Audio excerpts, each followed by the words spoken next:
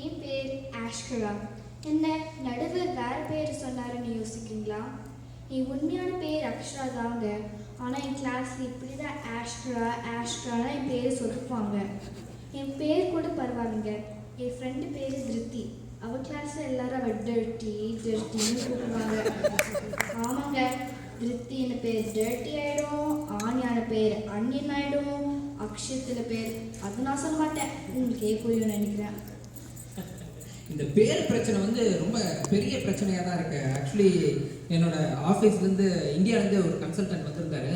பாவம் அவர் பேர் கோபி. ரொம்ப கஷ்டப்பட்டார். ஆஃபீஸில் கோபிங்கிறாங்க என்னடா அப்படின்னு சொல்லி ரொம்ப கஷ்டப்பட்டாரு. ஆக்சுவலி ரியாலிட்டி என்னன்னா, இப்போ குஜராத்தில் கலவரம் நடந்துட்டு இருக்கு. அதில் ஒரு மாணவர் பங்கு பெற்றார். அவர் பேர் ஹர்திக் பட்டேல். அது இந்த மீடியா வந்து எப்படி சொல்றதுன்னு ரொம்ப திகைச்சு போயிருக்காங்க. அதனால பேர் ப்ராப்ளம் வந்து கொஞ்சம் பெரிய ப்ராப்ளம் தான். இப்படி பேர் ஆரம்பிச்சு எங்களுக்கு இந்தியா கலாச்சாரம் ரொம்ப தொலை கொடுக்குதுங்க. அடுத்தது சாப்பாடு பிரச்சனைகள். ஸ்கூல் லஞ்சுக்கு நிம்மதியாக ஒரு பீட்சா பர்கர் கொடுக்காம இந்தியன்ஸ் சாப்பாடு தான் கொடுப்பாங்க. லஞ்ச் பாக்ஸ் ஓப்பன் பண்ணால் ஒரே ஸ்மெல் அடிக்கும். எல்லாரும் எங்களை விட்டு 2 சீட் தள்ளி உட்காருவாங்க. தோசை ஒரு ஃபோர்க்கில் சாப்பிட்றதுக்குள்ளார நான் பட்ட கஷ்டம் இருக்கே, ஐயோ முடியல. வீட்டுக்கு போயிட்டு அம்மா கிட்ட என்னம்மா இப்படி பண்ணுறீங்கம்மான்னு கேட்பேன். இந்தியாவில் எல்லாரும் கேஎஃப்சி சப்வேக்கு மாறிட்டாங்க.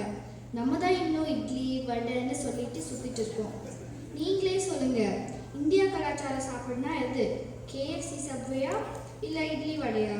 ஒரே குழப்பமாக இருக்குல்ல. ஆனால் அக்ஷரா, இந்த கேஎஃப்சி சப்வேலாம் போனாலும் அது இந்தியன் ஃப்ளேவரோட தராங்க. அது வந்து பயங்கர பன்னீர் பர்கர், பன்னீர் மசாலா சாண்ட்விச் அந்த மாதிரிலாம் தராங்க. ஆக்சுவலி நல்லா தான் இருக்குது. அதாவது உலகத்தில் இருக்கிற எல்லா ப்ராடக்ட்ஸையும் டூப்ளிகேட்டாக பண்ணுறது சைனாக்காரன்னா, சைனீஸ் ஃபுட்டையே டூப்ளிகேட்டாக நம்மளால தான் பண்ணுறோம். இந்தோ சைனீஸ் ஃபுட்டுன்னு போட்டு அதில் கடுகுலாம் தாளிச்சு கொடுக்குறாங்க. இதெல்லாம் பரவாயில்லைங்க. நம்ம வாழ வைக்கிற ஊர் யூஎஸ்ஏ. ஆனால் மனசாட்சி இல்லாமல் இந்தியா கலாச்சாரம் தான் பெஸ்ட்டு, அமெரிக்க கலாச்சாரம் லோவாக இருக்குது, ஸ்கூல் ஸ்டாண்டர்ட் லோவாக இருக்குன்னு சொல்லிட்டு எங்களை நிறைய கிளாஸில் போட்டு லோன்னு அழிய விடுறாங்க. நீங்களே சொல்லுங்கள், மாமூல் கொடுத்த எஸ்கேப் ஆகிறது நல்லா கலாச்சாரமா, இல்லை யாருமே இல்லாத ஸ்டாப் சைடில் நின்று ரூல்ஸ் ஃபாலோ பண்ணுறது நல்லா கலாச்சாரமா? ஒரே காமெடியாக இருக்குல்ல. அதாவது ஆக்சுவலாக நீங்கள் சொன்னது வந்து, இந்த ஊரில் எல்லாம் நீங்கள் யாராவது காப்பு நிறுத்தினா ஸ்டாப் சைன் நிறுத்தாமல் போனால் காப்பு நிறுத்தினா என்ன பண்ணுவீங்க? உங்கள் வாலெட்லேருந்து ஒரு டாக்குமெண்ட் எடுத்து தருவீங்க. நம்ம ஊரில் காப்பு நிறுத்தல என்ன, அதே நம்மளும் நம்மளோட பர்ஸ்லேருந்து நம்ம டாக்குமெண்ட்ஸ் எடுத்து தரோம். இந்த ஒரு டாக்குமெண்ட்ஸில் நம்ம சிரிக்கிறோம், நம்ம ஒரு டாக்குமெண்ட்ஸில் காந்தி தாத்தா சிரிக்கிறாரு. அவ்வளோதான் வித்தியாசம். இந்தியா கலாச்சாரம் ஒரு பேரண்ட் அப்படி கலாச்சாரம். நாங்கள் கருப்பாயிடம் போகிறோனால எங்களை வெளியிலே விளையாட விட மாட்டாங்க. அதனால ஸ்பெல்லிங் பீல மட்டும் வரும், வேற எந்த அமெரிக்கன் ஸ்போர்ட்ஸில் வரமாட்டோம். ஸ்பெல்லிங் பீயை வந்து ஸ்போர்ட்ஸ்னு ESPN ஸ்போர்ட்ஸில் வந்து லைவாக டெலிகாஸ்ட் பண்ணுறதுலாம் கொஞ்சம் டூ மச் ஆகும். அதனால தான் மீடியாவில் எங்களை நெருடின்னு காட்டுவாங்க. அதோட வலி எனக்கு தான் தெரியும். இந்தியாவில் நம்ம எல்லாருக்கும் ஒரு பட்ட பேர் இருக்கு, NRI, அதாவது நான் ரெசிடென்ட் இந்தியன். ஆனால் எங்களுக்கு மட்டும் ஒரு கெட்ட பேர் இருக்கு, ABCD, அதாவது அமெரிக்கன் born கன்ஃபியூஸ் தேசி.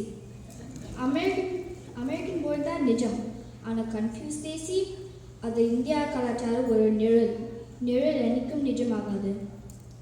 நான் என்ன சொல்ல வரேன்னா, இந்தியாவில் கலாச்சாரம் எவ்வளோ மாறிடுச்சு. யூஎஸில் நம்ம தான் இன்னும் பழைய ஸ்டைல் ஃபாலோ பண்ணுறோம். நம்ம பரதநாட்டியம் கற்றுட்டு இருக்கோம், அவங்க பாலிவுட் டான்ஸ் கற்றுட்டு இருக்காங்க. நம்ம கர்நாடிக் மியூசிக் கேட்டுட்டு இருக்கோம், அவங்க கேட்டி பெரி மியூசிக் கேட்டுட்டு இருக்காங்க. இன்னும் கொஞ்சம் நாளில் சாரின்னு கேட்டால் சாரின்னு சொல்லுவாங்க. இப்போ தெரியுதா நாங்கள் ஏன் கன்ஃபியூஸ்டாக ஆகிறோம்? கடைசியாக ஒன்று சொல்ல விரும்புகிறேன், ஊரோடு ஒட்டி வாழணும், அதுதான் வாழ்க்கை. இங்கே என்னடானா உள்ள வெளியில் மங்காத்தா ஆடிட்டு இருக்கோம்.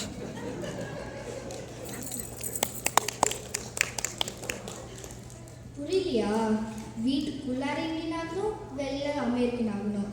இப்படி தான் எங்களோட வாழ்க்கை ஒரு சூதாட்டம் மாதிரி ஆயிடுச்சுங்க. அதனால தான் சொல்கிறேன், அமெரிக்கன் வாழ்க்கையில் இந்தியா கலாச்சாரம் ஒரு சுமையே. நடுவர் ஐபிசியா ஆகாமல் எங்கள் பக்கம் தீர்ப்பு சொல்லுவாருன்னு நான் நம்புகிறேன். நன்றி, வணக்கம். வலிமையான வாதங்கள் வந்து, அதாவது ரொம்ப அவங்க குழந்தை பேச்சில் சொல்லும்போது அது எவ்வளோ தூரம் ரீச் ஆச்சுன்னு தெரியல. நம்ம வந்து உள்ளே வெளியேன்னு வாழ்க்கையை ஒரு சூதாட்டமாக ஆடிக்கிட்டு இருக்கோம் அப்படிங்கிறாங்க. அது ஒரு நிஜமான உண்மை. அதாவது நம்ம வீட்டுக்குள்ளே இந்தியனாக இருக்கோம், வெளியில் அமெரிக்கனாக இருக்கணும்னு ஆசைப்படுறோம். குழந்தைங்களுடைய தோல் ப்ரௌனாக இருக்குது, உள்ளுக்குள்ளே வந்து இந்த ஊருக்காரங்களோட சேர்ந்து இருக்கணும்னு ஒரு தேங்காயோட நிலைமை அப்படிங்கிறாங்க. தேங்காயோட ஸ்கின்னு ப்ரௌனாக இருக்குது, சோல் ஒயிட்டாக இருக்குது அப்படிங்கிற ஒரு நிலைமையில இருக்காங்க. அது நிதர்சனமான உண்மை. ஏபிசிடிங்கிற வார்த்தை வந்து ஒரு என்ன சொல்றது, ஒரு டெரகேட்டரி வேர்டை, அதாவது ஒரு அவச்சொல் மாதிரி கன்சிடர் பண்ண காலம் போய் அது ஒரு நிதர்சனமான உண்மை. அதை எப்படி நம்ம சமாளிக்க போறோம் அப்படின்னு ஒரு கேள்வி வச்சிருக்காங்க. அந்த மாதிரி வாழறது, ஒரு கன்ஃபியூஸா வாழறது சுமை தானே, எங்களால நார்மலான பீப்புள் மாதிரி எங்களால இருக்க முடியலங்கிறது ஒரு சுமை தானே அப்படின்னு ரொம்ப அழகா கேட்டிருக்காங்க. அனீஷ் குமரன், வாங்க நீங்க என்ன பதில் சொல்றீங்கன்னு பார்க்கலாம். 12 வயது 7th grade படிக்கிறாரு. கிரிக்கெட் விளையாடுறது ரொம்ப பிடிக்கும் அப்படிங்கிறாரு. And life goal to become a cardiologist. என்ன சொல்றீங்கன்னு பார்க்கலாம். அனீஷ் சொல்லுங்க. எல்லாருக்கும் வணக்கம். நான் அமெரிக்க வாழ்க்கையில் இந்திய கலாச்சாரம் சுகம்னு பேச போறேன். பணிவாக இருக்கிறது எல்லாருக்கும் நல்லது. இதைத்தான் வள்ளுவரே சொல்லியிருக்காரு. எல்லோருக்கும் நன்றாம் பணிதல் அவருள்ளும் செல்வர்க்கே செல்வம் தகைத்து. அப்படின்னா பணிவாக இருக்கிறது எல்லாருக்கும் நல்லது. இது செல்வம் இருக்கிறவங்கக்கிட்ட இன்னொரு செல்வம் மாதிரி ஆகும். மாதா பிதா குரு தெய்வம் சொல்லி கொடுத்ததே நம்ம கலாச்சாரம் தான். அம்மா அப்பா குரு பேச்சு கேட்டு சாமிக்கு பயந்துருந்தோம்னா நம்ம வாழ்க்கையில எங்கேயோ போயிடும். அனீஷ், அது யாரு கடைபிடிக்கிறாங்களோ இல்லையோ, தமிழ்நாட்டில் வந்து அரசியல்வாதிகள் வந்து கரெக்டா கடைபிடிக்கிறாங்க. அம்மா சொல்லே தெய்வம் அப்படின்னு.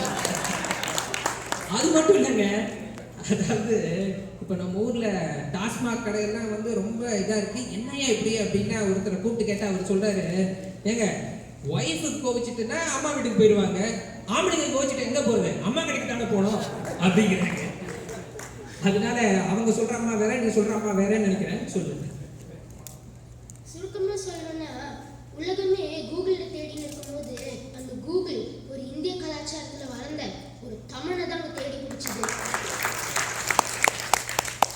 கூகுள் மட்டும் கிடையாது. ஆக்சுவலி நம்ம இப்போ சுந்தர் பிச்சை வந்ததுனால நிறைய அதை பத்தி இருக்கு. இந்தியன்ஸ் வந்து நிறைய இந்த ஊர்ல வளர்ந்த இந்தியன்ஸ் வந்து நிறைய சாதிச்சிருக்காங்க. அதாவது Sun micro system, Nokia, Pepsi, Indra Nooyi, Mastercard, அந்த மாதிரி ஹாட்மெயிலோட சபீர் பாட்டியா, அந்த மாதிரி சக்சஸ்ஃபுல்லா இருக்கிற இந்தியன் அமெரிக்கன்ஸ் நிறைய இருக்காங்க. சுந்தர் பிச்சை வந்தது கூகுள் மாதிரி ஒரு கம்பெனி சிஇஓ வந்தது ஒரு லைன். இதெல்லாம் நான் ஏன் சொல்றேன்னா, தமிழ் மற்றும் இந்திய கலாச்சாரத்துல வளர்ந்த எனக்கும் ஃபாலோ பண்ணாம வளர்ற மற்றவங்களுக்கும் இந்த ஊர்ல நிறையவே வித்தியாசத்தை பார்க்க முடியுது. பூட்டிக்காரங்க உலகம் இது. நம்ம சுட்டிக்கே இல்லைன்னா நமக்கு மேல போயிட்டே இருப்பாங்க. அதனாலதான் சொல்றேன், அம்மா அப்பா குரு சொல் பேச்சு கேட்டு நடந்தோம்னா நம்மளும் வாழ்க்கையில மேல போகலாம். இதே விஜயகாந்த் ஸ்டைல்ல சொல்லணும்னா, இங்க இருக்கிற 38% doctor, 36% NASA scientist, 34% Microsoft employees எல்லாம் இந்தியன் தான்டா.